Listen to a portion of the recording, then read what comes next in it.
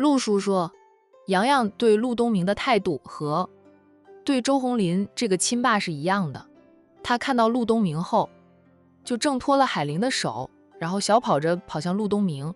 周红林的脸色呢更加的难看，父母姐姐老是在他面前念叨，说海玲现在有追求者了，他还不和叶佳妮离婚，重新追求海玲的话，洋洋的爸爸都会换成别人。陆东明是最有可能成为洋洋新爸爸的人。周红林是深知海玲不会回头的，对叶佳妮他还有点感情，也有愧疚之色。他的不忠于感情啊，不忠于婚姻啊，害了2个女人。海玲已经和他离了婚，现在重新生活了，生活的还很好，他不想再伤害叶佳妮，特别是在叶佳妮坐牢期间离婚，那样的话叶佳妮刑满释放出来，连个家都没有得回。叶佳妮的娘家兄嫂在她被抓后就与她划清了界限，父母虽心疼她，却年纪大了，还要靠着儿子儿媳养老，也做不了什么。那周红林很清楚，若是他和叶佳妮离婚，他是真的无家可归。周红英骂弟弟对海玲那么无情，对叶佳妮倒是有情有义的。洋洋，陆东明笑着上前几步就捞抱起洋洋，然后举着洋洋转了几圈，逗得洋洋哈哈的笑。路过人的看着2个人那欢喜亲近的样子，还以为是亲父子俩呢。停止举高高转圈圈后，陆东明笑问着洋洋，开心吗？开心。洋洋笑得小脸都红了。陆东明爱极了他小脸红扑扑的样子，好可爱呀，忍不住就在洋洋的小脸上亲了一下。没想到洋洋也回亲了他一下。陆东明笑咧了嘴，洋洋的回应让他欣喜不已。他决定了今晚都不洗脸。陆东明抱着洋洋走回到海玲的面前，眼神深深地看着海玲，声音温和：海玲，你和洋洋来逛超市，需要人帮忙提东西的吧？我帮你们提东西啊，我力气大得很。陆总怎么会在这里的？海玲对陆东明的态度还是老样子，并不会因为陆东明的热烈追求就改变。我路过的。陆东明不会承认自己去了海玲的住处，恰好看到海玲骑着电动车带着洋洋出门，他就悄悄地跟随着，然后装着偶遇的样子。海玲信他才怪呢，那他肯定是刻意而来啊。不过海玲也没有戳穿他，只是说到洋洋想来这里的3楼玩，我带他出来玩一会儿，不买东西，不需要人帮忙提东西。陆总肯定有其他事情要忙吧？陆总先去忙。洋洋，我们走了。出个门能遇到前夫，还能遇到追求者。哇，海玲觉得世界真小。陆叔叔，你和我们一起去玩吗？海玲极力想摆脱陆东明，他的宝贝儿子却邀请着陆东明一起玩。陆东明迫不及待的道：好呀，陆叔叔已经下班了，现在闲得很，就和洋洋一起去玩。说着，他抱起洋洋，对海玲说道：海玲，我们走吧。至于周红林夫妻俩，陆东明直接无视，连一记眼神都懒得给他们。他知道周红林瞪着他的眼神都要冒烟了。气死周红林！谁叫他伤害了海玲，让海玲对爱情和婚姻都失去了期待感，让他追妻原地踏步吧。洋洋，洋洋，周红林不知道是哪根筋不对，边叫着儿子的名字边大步走过去。洋洋，爸爸陪你去玩。周红林快步地追上了陆东明的步伐，挡在了陆东明的面前。他伸手就要抢抱过洋洋。哇，这是他周红林的儿子，跟他姓周的，与姓陆的一点关系也没有，不需要陆东明陪着他的儿子玩。洋洋有他这个亲爸呢。洋洋，爸爸陪你去玩好吗？周红林问着洋洋，却是看着陆东明的，就特意的咬中了爸爸2个字。他永远都是洋洋的爸爸。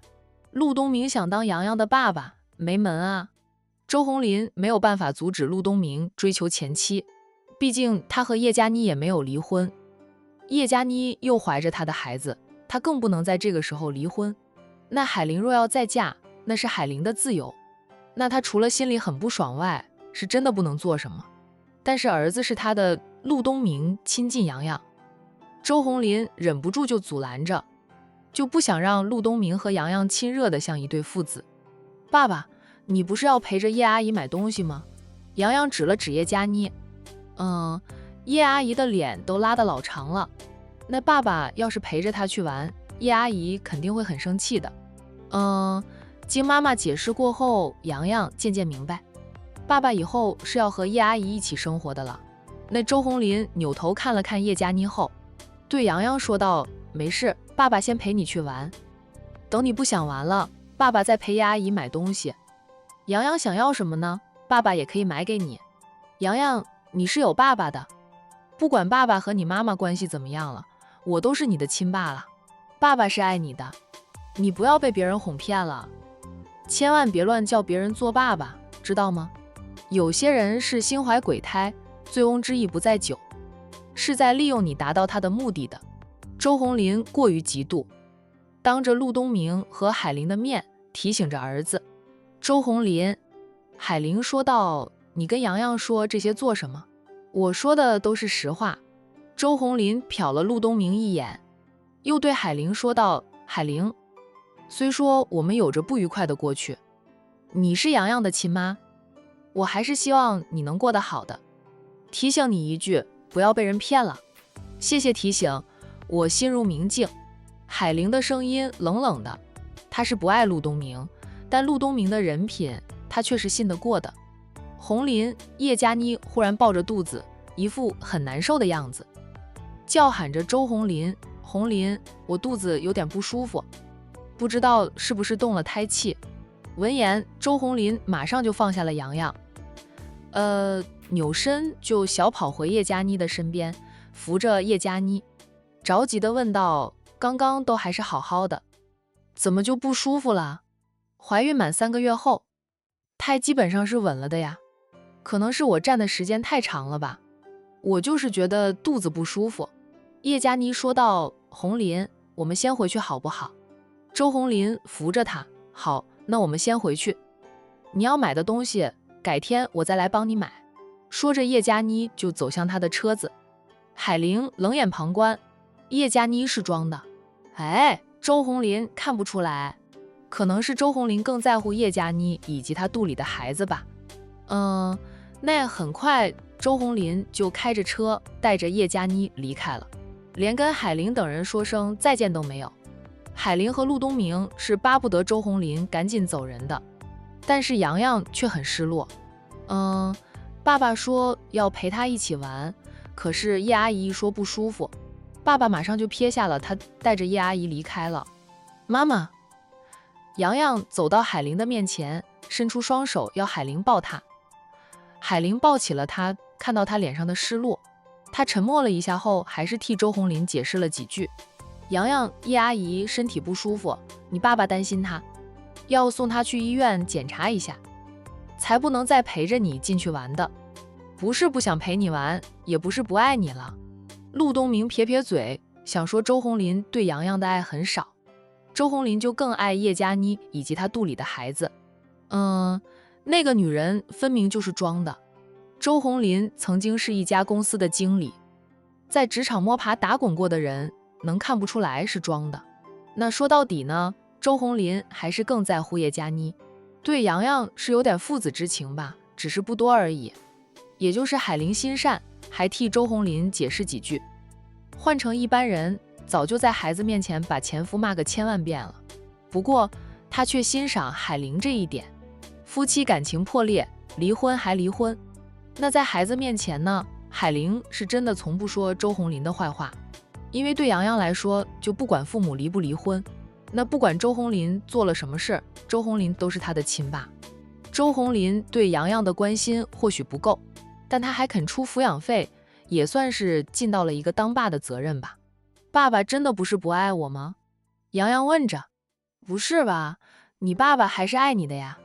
洋洋小脸上的失落消失不见，随即他又不解地问着：妈妈，为什么叶阿姨说肚子痛，爸爸就走了？叶阿姨肚子里有个小宝宝，她说不舒服，你爸爸担心小宝宝也不舒服，所以赶紧带着叶阿姨去医院。洋洋似懂非懂的哦了一声。陆东明伸手摸了摸洋洋的头，对洋洋说道：洋洋，你爸爸没空陪你玩，陆叔叔有的是时间，走，陆叔叔陪你去玩。好啊，洋洋马上要开心起来。海玲看向陆东明，陆总，这你不用应酬吗？今晚不用。陆东明抱过洋洋，对海玲说道：走吧，我们进去。说完呢，也不等海玲拒绝，他先抱着洋洋往里走。海玲就沉默地看着陆东明抱着洋洋大步地往里走，半晌，他就叹口气，只得跟着进去。洋洋在哪里玩的？陆叔叔不认识路，你得给陆叔叔指路哦。那一大一小边走着边说着话，陆东明故意装着不认识路，让洋洋给他指路。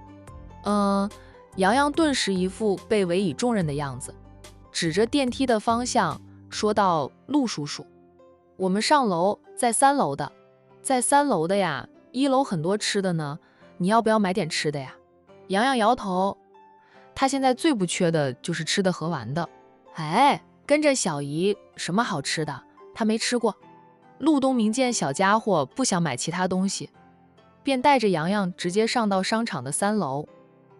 3楼一边是儿童游乐场所，一边是卖鞋和卖衣服的。有些家长来这里买鞋，就会把孩子放到儿童游乐场所，让孩子在那里玩，因为进游乐场所是要钱的，有专门的工作人员在那里看着，除非不想玩了，否则孩子们一般不会跑出来。就算跑出来，没有家长在场，那工作人员也不会让孩子自己走的。这一点让家长们颇为放心，只要把孩子们往这里一放，家长们就可以在超市里自由逛着，不用被孩子吵得头晕脑胀的吧。那也因此呢，吸引了很多家长们来这里消费。海玲帮儿子买了票，然后让洋洋脱掉鞋子，自己进了游乐场所。陆东明颇为不放心的就问着洋洋会不会被别人欺负。好多小朋友，我平时都会在这里守着，不会让洋洋被人欺负的。那工作人员也都看着呢。陆东明哦了一声，他盯着洋洋的小身影。洋洋一进去就自己跑去跟其他小朋友玩了。他长得可爱，嘴也甜啊，叫着其他小朋友做哥哥姐姐，哄得一堆小朋友带着他玩。那陆东明看了好一会儿，才放下心来。看来呢，洋洋的社关能力不错呀。海玲，你要逛一下商场吗？陆东明问着身边的海玲。海玲摇头，我没什么想买的，不买东西他就不想逛，逛来逛去也累，还不如坐在这里看着儿子玩乐呢。洋洋的玩具、衣服、鞋子可以帮他买新的呀，还有你自己也可以买些新衣服。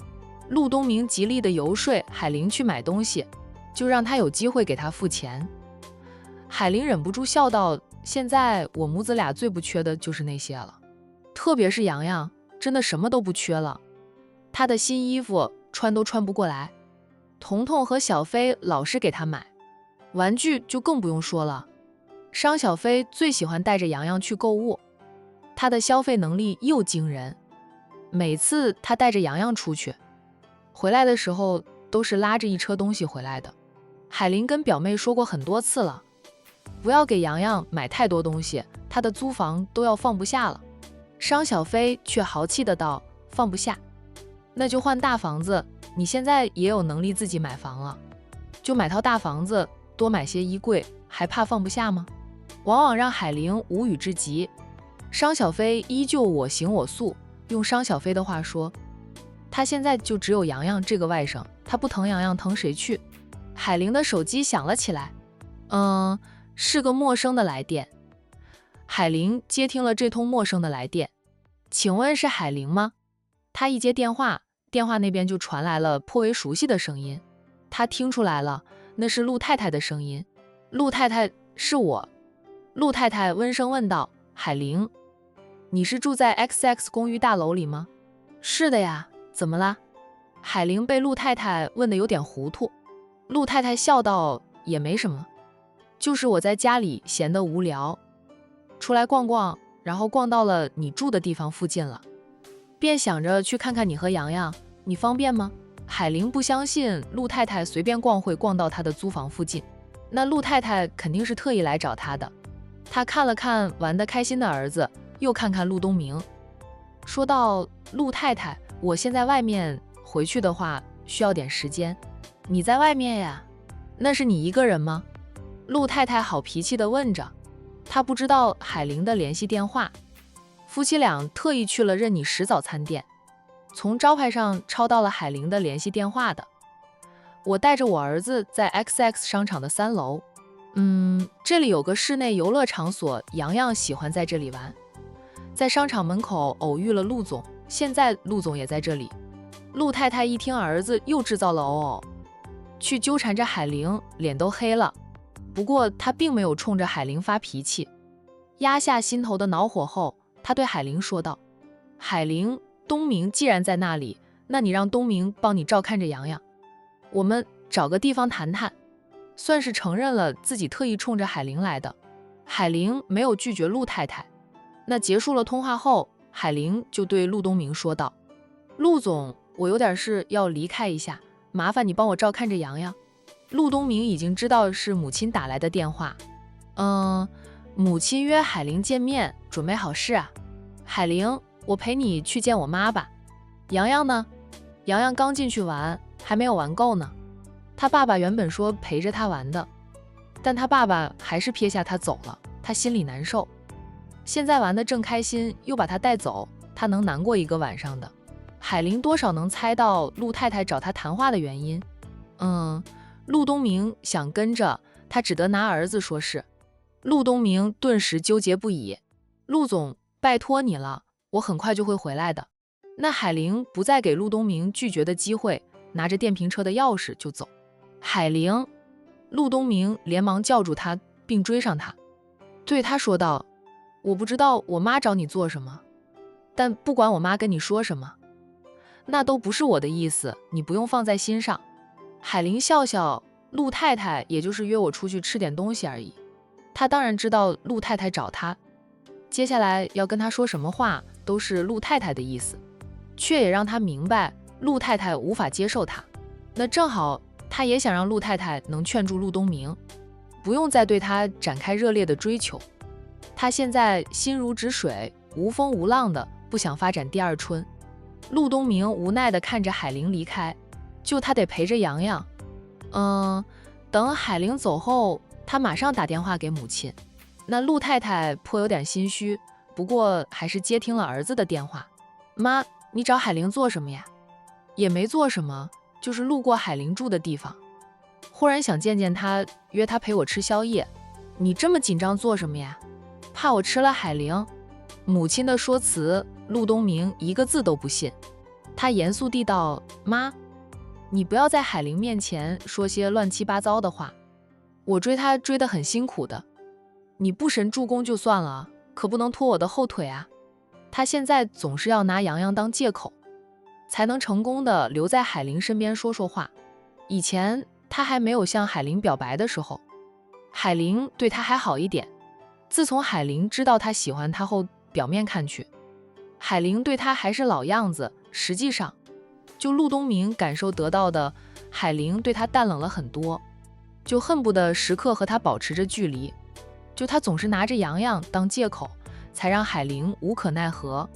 你那是活该，自作自受，放着对你有好感，愿意和你发展成情侣的茵茵不要，却去喜欢海玲，明知道海玲对你没有那份心，你还死皮赖脸，什么身份都不要了，纠缠于他。陆太太一点都不心疼儿子追妻艰难，她还盼着海玲能坚持下去，让儿子尝尽苦头后终死心。妈，我对于小姐没有那种感觉，我就是喜欢海玲。你告诉我，海玲哪一点比茵茵优秀呀？陆太太不服气地质问着儿子。这个臭小子真能气死老娘，清明好上坟啊！于小姐有于小姐的优点，海玲有海玲的优点，那每个人的优点是不一样的。陆东明并不讨厌于茵茵，但知道于茵茵不是自己的菜。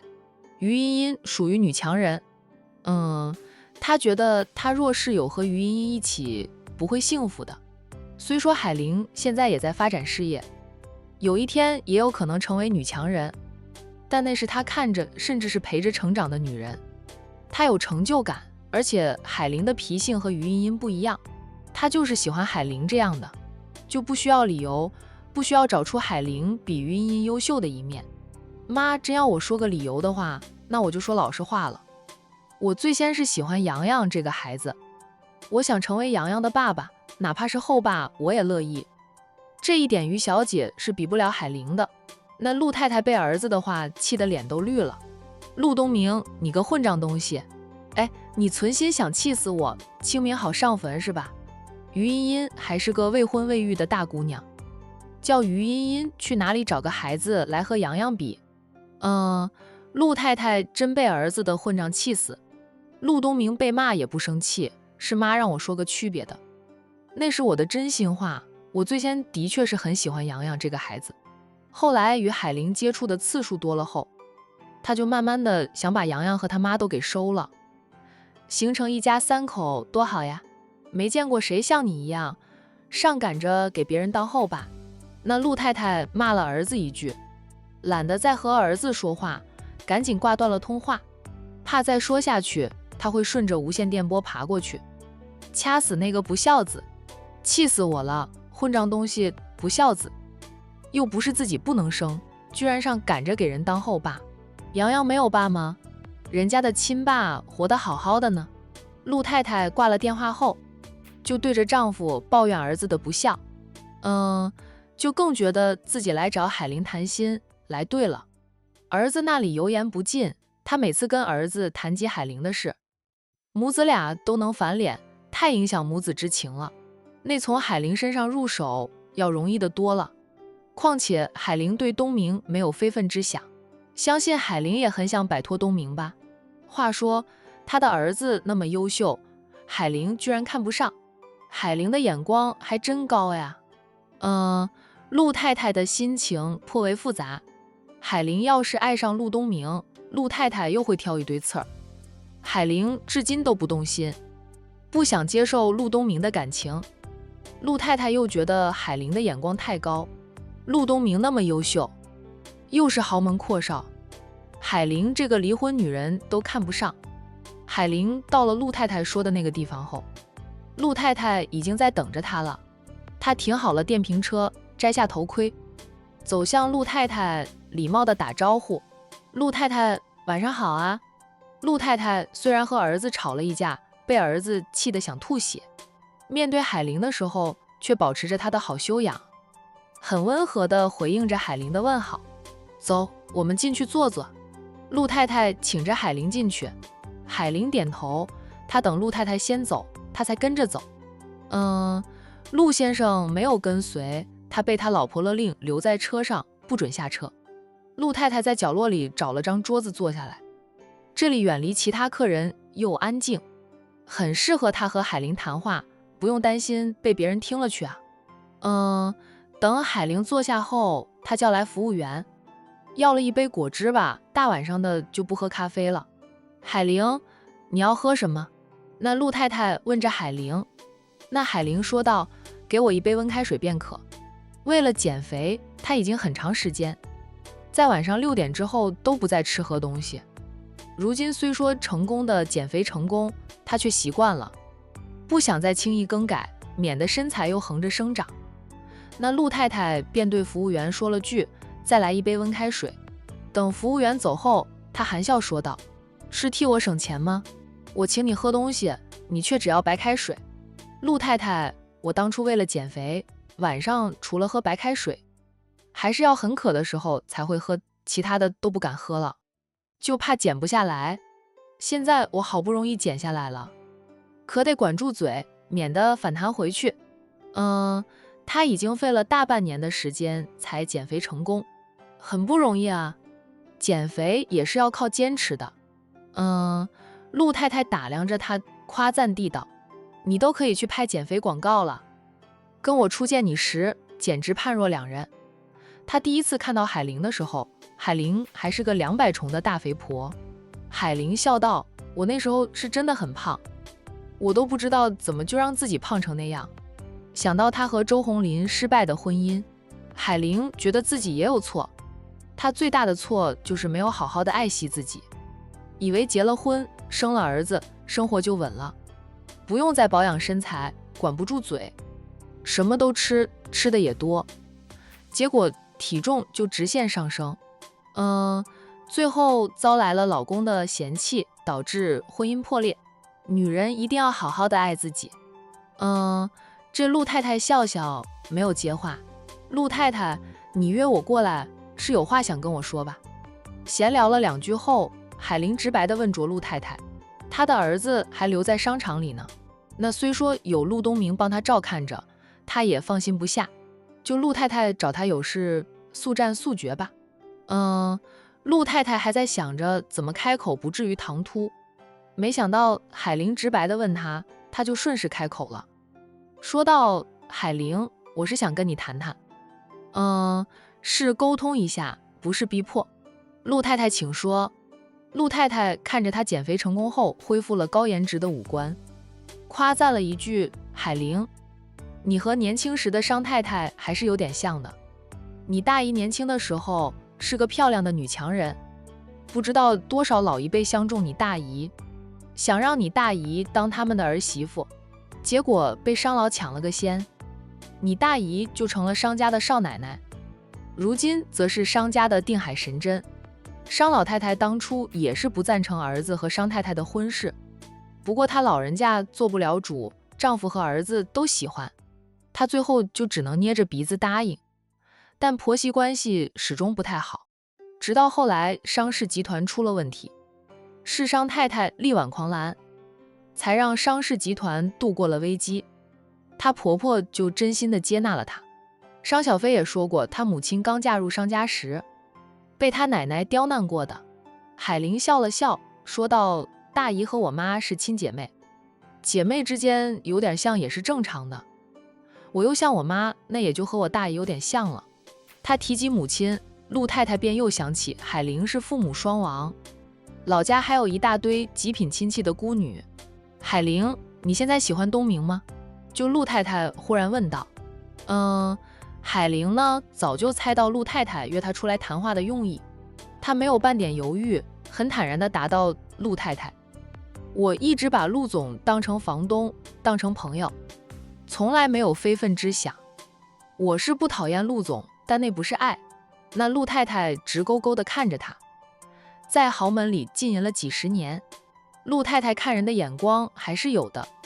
她看得出来，海玲说的是实话。海玲的眼神是干净的，不夹着一丝杂质。那若是海玲撒谎，敢这样坦然地迎着她的盯视吗？海玲还没有这么高深的功力吧？海玲，我相信你啊。陆太太说话的声音越发的温和。但是东明喜欢你啊，他是头角牛，不管我怎么劝说，他都不听我的，依旧喜欢你。他这话就明着告诉海玲，他不接受海玲成为他的儿媳妇。海玲默了默后说道：“陆太太，陆总向我表白时，我也拒绝了他。他在追求我，我也没有接受他的追求。他还是喜欢我，也不是我能控制他的心，他还真没有办法。他不爱陆东明是他的事，陆东明爱他则是陆东明的事。陆太太可以和陆总再沟通沟通。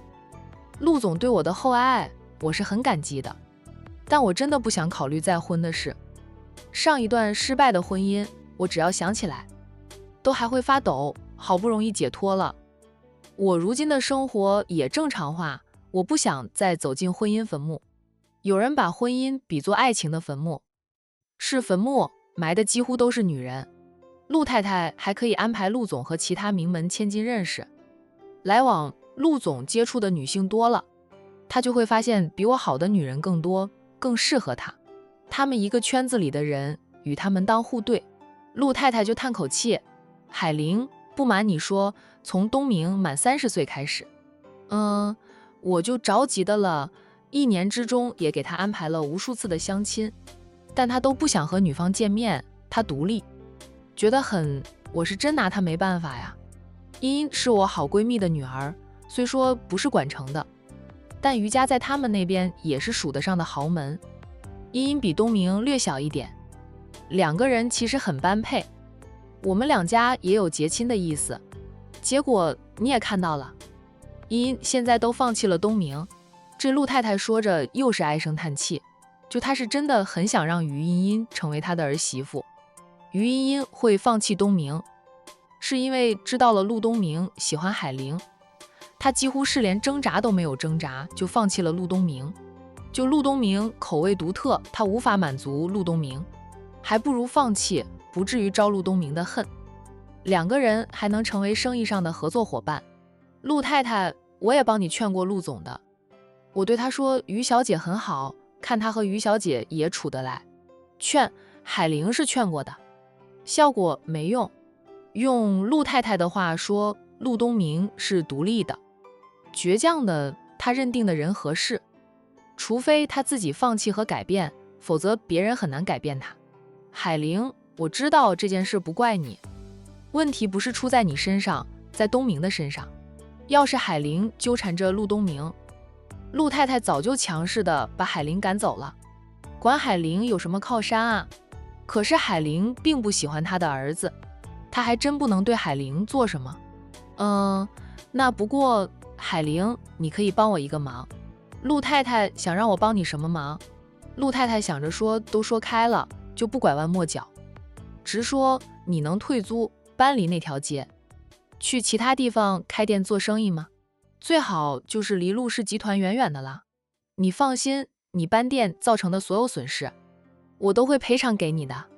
你的新店，不管你租在哪里，只要远离陆氏集团，装修方面我都帮你包了，不用你花一分钱。刚知道陆东明喜欢自己的时候，海玲也想过要不要退租搬离，最后还是决定坦然面对。陆东明追求她，就算她退租搬离，那陆东明就不会追求她了吗？若真是那样，他早就连夜搬离了。还有就是他好不容易在那里有了不少熟客，生意那么好，这是他第一次开店做生意，他投入了很多心血，说实话的，他是真的舍不得放弃。当然，你要是能离开管城，我给你的补偿会更多，保证你在其他城市能站稳脚跟，不会让你吃亏的。那陆太太最后几句话才是重点啊。那她真正想让海玲离开管城，就去一个陆东明找不到她的地方生活。那海玲也听出来了，陆太太叫她退租搬离，去其他街道开店做餐饮生意，那都是前奏，真正确实想让她离开管城。陆太太，我习惯了在管城生活，亲朋戚友也都是在管城，你让我带着洋洋离开管城，去一个不能让陆总知道的地方生活，这个我真不能做到。陆太太便有点讪讪的，心里却堵着气。对于在陆家强势惯的陆太太来说，此刻和海玲沟通是相当的憋屈的。换成其他人，她会直接甩出一张支票，然后让人把对方赶走了事。管问题出在谁身上，那她不喜欢的就不能让对方有机会再出现在儿子的面前。可惜陆东明那个不孝子喜欢的是海玲，海玲背后有商家和战家撑着，那陆太太才会这么憋屈，不能对海玲过于强势。退租搬离那条街道，去其他街道重新租门面，重新装修，重新开始，我可以考虑考虑。但陆太太，你觉得我这样做真的有用吗？海玲反问着陆太太。陆东明在青春年少时在外面混过了，管城市区还有哪个角落是陆东明不知道的？他躲得了和尚，就是躲不了庙的，那既无法治标，更治不了本。陆太太要是能劝住陆总，其实才是最好的办法。我也希望陆太太加把劲能劝住陆总。海玲这话让陆太太的脸都有点火辣辣的，她想让海玲远离东明，海玲却盼着她拦住儿子，不要再纠缠着海玲，还海来清静。好半晌，陆太太用着哀求的这个口吻，对海玲说道：“海玲，我但凡有点办法，也不会来找你。我那个不孝子简直就是油盐不进，我只能找你了。海玲，我没有瞧不起你的意思，但是婚姻讲究门当户对，你也是明白人。不说你现在生活平静，不考虑再嫁，就算你考虑再嫁，你和东明在一起也不会幸福的。你们层次不同，圈子不同，热恋时或许会觉得能克服一切，等到激情褪去，你们的矛盾就会出现。况且我不能接受你成为我的小儿媳妇。你若真和东明在一起，我这个当婆婆的会对你做出什么事来，我真不敢保证呢。”等他说完，海玲说道：“我明白的，那你能不能可怜我这个一心为儿子好的老母亲？只要你离开管城，你需要多少补偿，说个数，我都会满足你的。